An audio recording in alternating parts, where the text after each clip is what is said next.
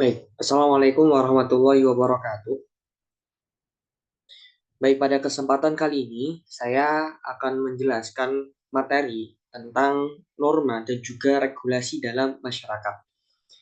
Nah, tujuan pembelajaran pada kali ini yaitu yang pertama adalah peserta didik dapat mengenali jenis norma regulasi yang ada dalam masyarakat.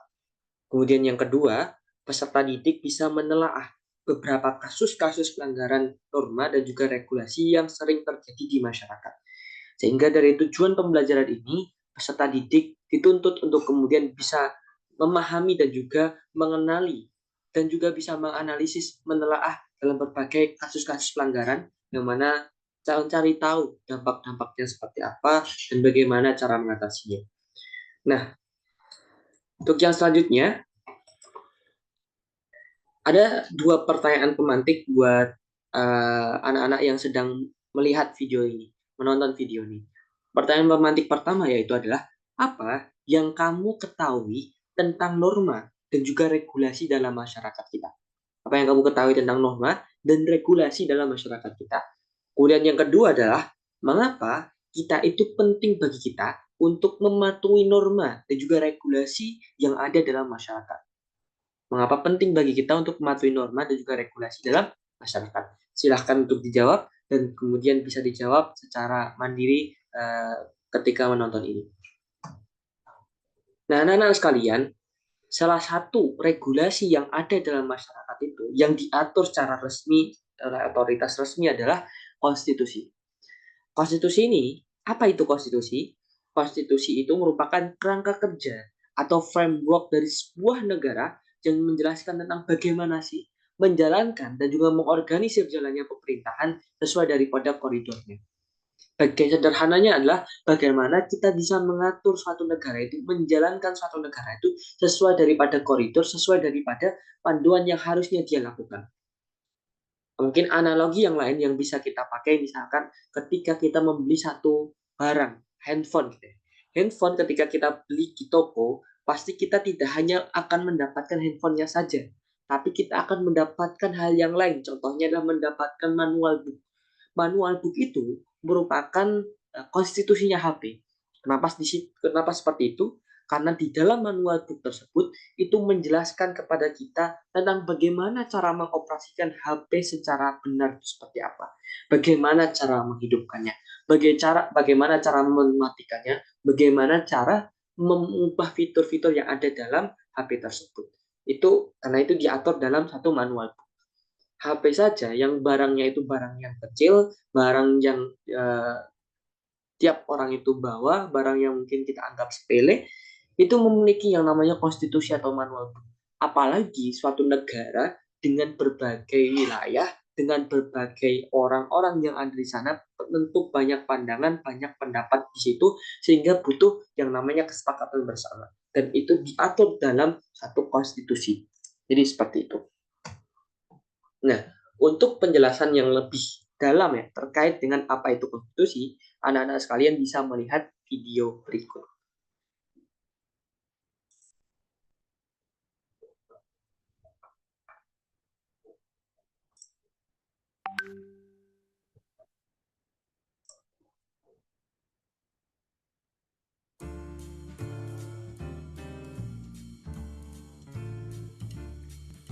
Kalian tentunya pernah dengar kata konstitusi, apalagi mahasiswa atau lulusan dari fakultas hukum atau politik di tingkatan universitas. Kata konstitusi mungkin kita jumpai pas kita baca koran, nonton TV, atau main HP. Tapi kalian tahu nggak sih apa itu konstitusi?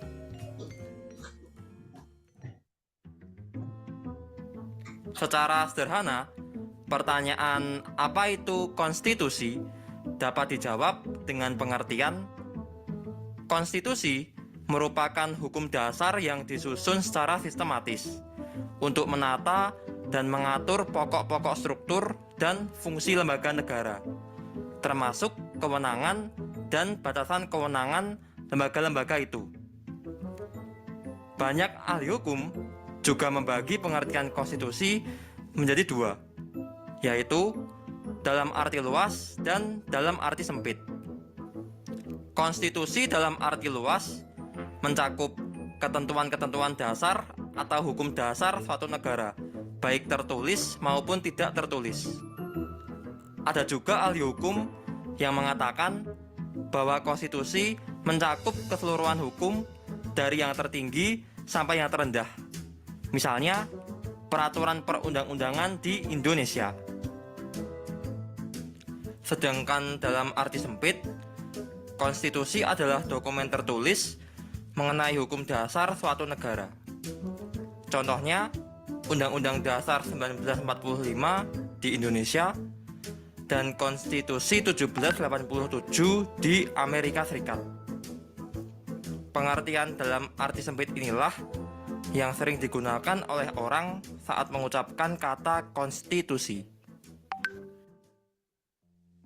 Gagasan konstitusionalisme sudah dipelopori oleh manusia sejak zaman kuno, lewat kata politeia dalam bahasa Yunani dan constitutio dalam bahasa Latin. Tapi, kedua istilah tersebut memiliki pengertian yang berbeda dengan pengertian konstitusi di zaman kita. Kata constitutio misalnya digunakan sebagai istilah teknis untuk menyebut tindakan legislasi oleh kaisar atau untuk melaksanakan perintah kaisar. Walaupun ada perbedaan, semua konstitusi tetap menjadikan kekuasaan sebagai pusat perhatian. Karena kekuasaan itu sendiri memang perlu diatur dan dibatasi. Berlakunya konstitusi tergantung pada konsep kedaulatan yang dianut oleh suatu negara. Negara dengan paham kedaulatan rakyat menjadikan rakyat sebagai sumber berlakunya konstitusi. Sebaliknya, dalam paham kedaulatan raja, rajalah yang menjadi sumber berlakunya konstitusi. Inilah yang disebut constituent power. Sedangkan isi atau materi konstitusi disebut constituent act. Tapi, karena paham konstitusionalisme modern bertujuan untuk membatasi kekuasaan raja yang absolut, maka mutlaknya kekuasaan raja atau penguasa merupakan lawan dari gagasan konstitusionalisme modern.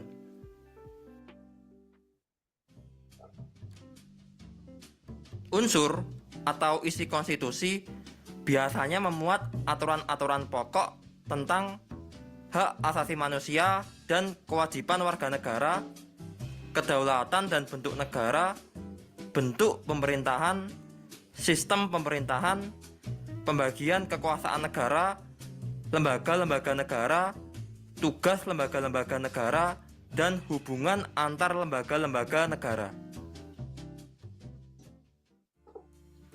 Oke, sekian pembahasan.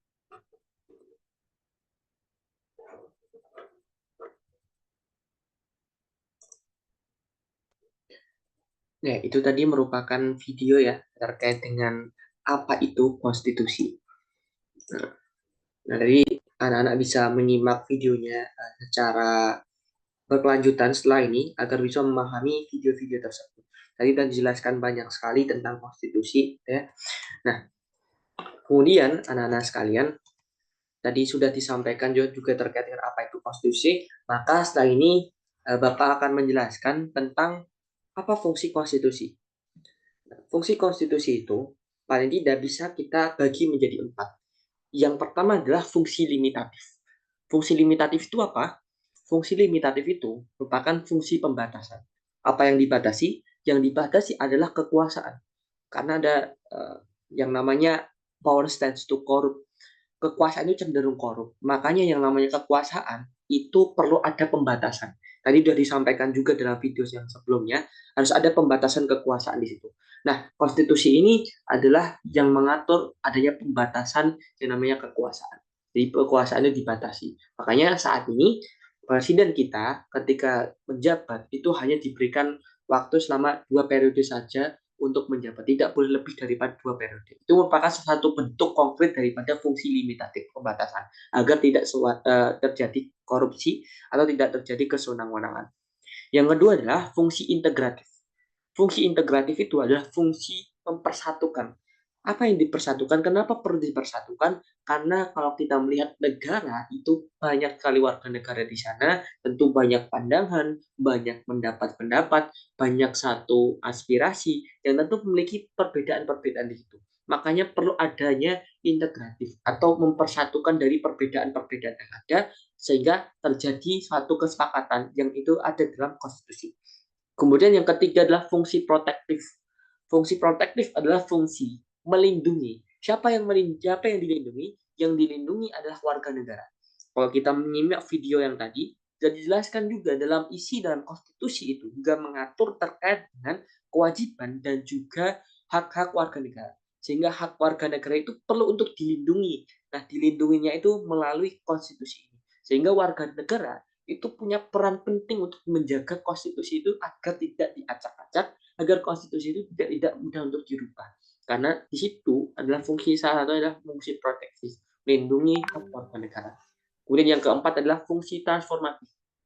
Fungsi transformatif di sini maksudnya adalah fungsi yang mana fungsi perubahan. Jadi harapannya konstitusi itu ada sebagai alat rekayasa sosial dari warga negara dan negara itu bisa berubah dari kondisi yang senyatanya menjadi kondisi yang seharusnya, yang seideal-idealnya. Jadi harapannya seperti itu. Jadi negara kita bawa, kita atur, kita jalankan agar sesuai daripada koridornya. Itu fungsi konstitusi. Nah, dari konstitusi. Nah, yang selanjutnya juga ada norma. Selain daripada regulasi yang namanya konstitusi, ada yang namanya norma.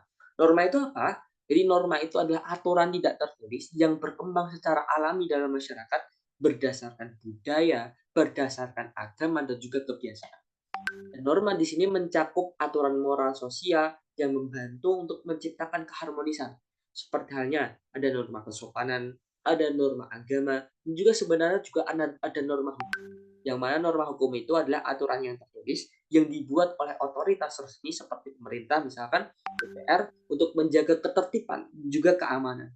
Jadi regulasi di sini itu norma ya. Dan juga regulasi itu contohnya dalam aturan tertulis itu berbentuk undang-undang, peraturan, dan juga kebijakan yang bersifat mengikat dan juga memiliki sanksi hukum jika ada yang melanggar.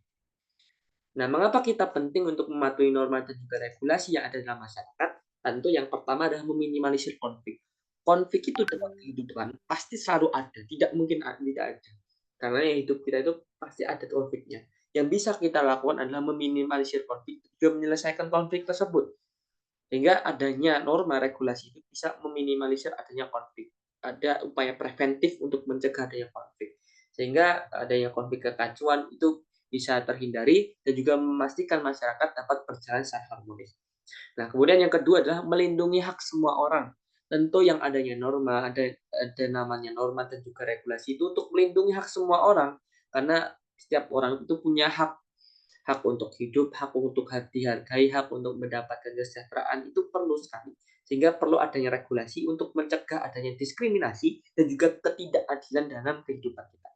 Lalu yang selanjutnya ada kenapa kita penting untuk mematuhi norma dan juga regulasi, yaitu untuk mendukung kemajuan. Ketika kondisi itu sudah ideal, kondisi itu sudah aman, sentosa, nyaman untuk kita untuk tinggal, untuk beraktivitas, maka pasti akan ada ketertiban yang memungkinkan adanya pembangunan sosial, ekonomi, dan budaya itu lebih cepat dan lebih ada peningkatan itu lebih baik, lebih tinggi lah, lebih cepat.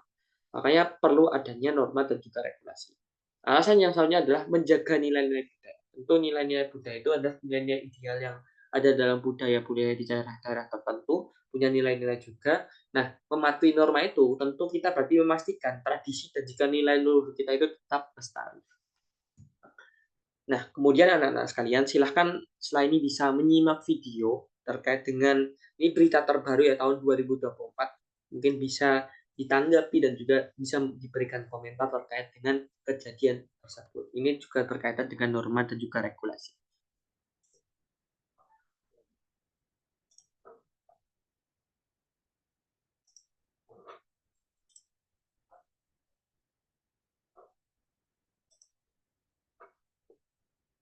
Komplotan pencurian yang menyasar rumah mewah di Serpong, Tangerang Selatan, Banten dibekuk oleh polisi. Dua pelaku menggasak sebuah brankas berisi uang miliaran rupiah dan emas batangan. Pemirsa, inilah rekaman CCTV yang memperlihatkan pelaku yang berjumlah 4 orang sedang melakukan aksi pencurian brankas di sebuah rumah mewah di perumahan Bukit Golf Serpong, Tangerang Selatan, 12 Oktober 2024 lalu. Pelaku berhasil menggasak uang tunai senilai 5 miliar rupiah dan emas batangan seberat 1 kilogram. Aksi pencurian pertama kali diketahui asisten rumah tangga, kemudian juga melaporkan ke pemilik rumah. Tim Opsnal Subdit Resmob Direktorat Reserse Kriminal Umum Polda Metro Jaya menangkap satu orang pelaku yang berperan sebagai eksekutor berinisial AH di kawasan Ketahun, Bengkulu Utara, Bengkulu. Polisi juga menangkap satu orang pelaku yang berperan sebagai penadah berinisial W di kawasan Jasinga, Bogor, Jawa Barat. Selain itu, hingga saat ini penyidik masih memburu 4 pelaku lainnya yang telah masuk ke dalam DPO yang berperan sebagai joki dan eksekutor.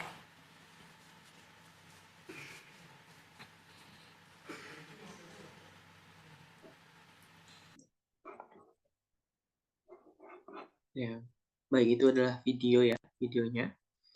Itu bisa anak-anak tanggapi terkait dengan hal tersebut, itu responnya seperti apa. Tentu ini merupakan satu kejadian yang miris dan seharusnya tidak terjadi. Jadi udah terjadi pencurian di rumah mewah ya. Tentu di situ akan banyak orang-orang yang terkena dampaknya. Entah itu secara material atau secara moral, secara apapun itu pasti dirugikan itu banyak sekali. Baik dari pelaku maupun dari korban-korban yang ada. Nah, anak-anak sekalian, contoh tadi ya, salah satu contohnya itu tentu punya dampak tersendiri. Namun di sini kalau kita mengacu dalam hal pelanggaran norma secara regulasi secara umum, tentu kita bisa mengklasifikasikan dalam beberapa dampak ya, dalam beberapa dampak dari berbagai sektor.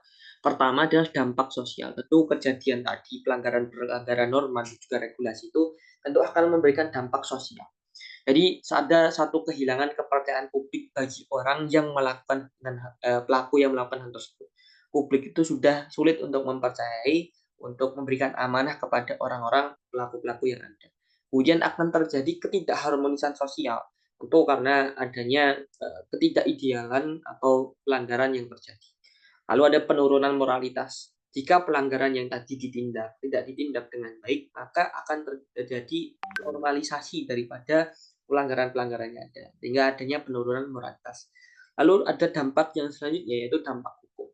Nah, dampak hukum di sini itu bisa kita lihat pasti akan ada sanksi dan juga hukuman bagi pelaku-pelaku yang melakukan pelanggaran norma maupun hukum. Itu tentu bakal merugikan bagi orang tersebut atau pelaku tersebut. Dan juga akan mendapatkan tuntutan-tuntutan hukum yang harus diterima atas dampak yang telah dilakukan.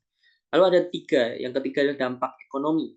Tentu orang-orang yang pelaku-pelaku yang melakukan hal tersebut tentu bakal mendapatkan sanksi. Tentu di situ akan ada denda-denda yang ada, sehingga akan terjadi kerugian finansial. Selain daripada pelaku, tentu akan dari segi korban tentu juga mengalami suatu kerugian. Kalau misalkan tadi ada pencurian di rumah mewah, kerugian hingga miliaran itu satu kerugian untuk korban. Sehingga ini juga bermasalah. Lalu ada penurunan produktivitas. Ketika kita melihat seharusnya waktu yang digunakan itu bisa digunakan untuk melakukan produktivitas yang lain, tapi tertunda karena adanya pelanggaran tersebut.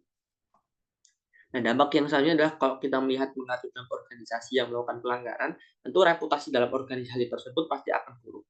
Penurunan kinerja karena kita melihat seharusnya waktu-waktu yang digunakan itu bisa dimanfaatkan untuk melakukan kinerja yang lebih baik. Tapi karena ada kejadian pelanggaran itu justru akan menurunkan produktivitas kinerja daripada organisasi. Lalu ada penarikan izin operasional karena melakukan itu merupakan satu dampak daripada pelanggaran. Yang kelima adalah dampak psikologis. Seseorang pasti ada hati nurani. Ketika seorang itu melanggar suatu norma, melanggar satu peraturan regulasi, pasti hati kecilnya itu pasti menolak. Ada rasa bersalah, ada rasa ketidaknyamanan dalam hidup dia. Sehingga ini dapat bermasalah dalam dampak psikologis. Lalu ada di dampak stigma sosial. Stigma sosial tentu dari masyarakat, dari orang umum pasti akan memberikan stigma buruk kepada orang tersebut. Itu akan memberikan dampak psikologis untuk pelaku. Lalu ada dampak lingkungan. dari pelanggaran norma, pelanggaran regulasi yang ada, tentu akan ada kerusakan ekosistem dari tanah yang bermasalah, air yang bermasalah, ataupun sumber daya alam yang bermasalah. Sehingga ada degradasi sumber daya. Lalu ada yang ketujuh adalah dampak politik. Ketika ada satu pelanggaran norma, suatu pelanggaran regulasi, tentu pasti akan ada krisis kepercayaan kepada pemerintah yang melakukan hal tersebut atau pejabat-pejabat yang melakukan hal tersebut, sehingga kepercayaan publik itu berkurang. Lalu ada instabilitas daripada politik. Yang seharusnya politik itu dapat stabil, tapi karena pelanggaran-pelanggaran yang terjadi itu akan mengakibatkan adanya instabilitas politik. Sehingga anak-anak sekalian, dari pembelajaran tadi, yang namanya pelanggaran regulasi atau norma itu memiliki dampak yang berlapis yang dapat mempengaruhi berbagai aspek kehidupan kita. Oleh karena itu, kesadaran penegakan hukum, penguatan norma dalam masyarakat itu sangat diperlukan untuk menciptakan kestabilan dan juga harmoni yang ada dalam masyarakat. Ini sangat penting. Sehingga kita, anak-anak sekalian, kita sebagai orang-orang yang berpendidikan, dan Malaka menyampaikan bahwasanya tujuan pendidikan itu harusnya mempertajam kecerdasan. Orang-orang seperti kalian harusnya tajam pikiran, punya kecerdasan yang tinggi, punya pisau analisis yang tajam. Ketika kita melihat suatu masalah, kita bisa menganalisis apa penyebabnya, apa dampaknya, bagaimana cara mengatasinya. Yang selanjutnya bukan hanya cerdas saja, Tan Malaka juga menyampaikan memperkukuh kemauan. Bukan hanya cerdas saja, bisa menganalisis saja, tapi ikut bergerak. Ada kemauan untuk bergerak, ada kemauan untuk memperbaiki kondisi yang ada. Serta kata Tan Malaka memperhalus perasaan. Memperhalus perasaan di sini maksudnya adalah orang-orang yang berpendidikan halus perasaan. Ketika melihat satu kondisi yang tidak ideal, kondisi permasalahan, tentu hatinya akan sakit, hatinya ikut resah, ikut sedih terhadap kejadian-kejadian yang ada, yang seharusnya itu akan memberikan motivasi untuk dia ikut bergerak. Itu kata Tan Malaka. Nah, mungkin itu anak-anak sekalian pembelajaran pada kali ini. Semoga dapat bermanfaat untuk kita semuanya. Apabila terdapat kesalahan, saya mohon maaf. Wassalamualaikum warahmatullahi wabarakatuh.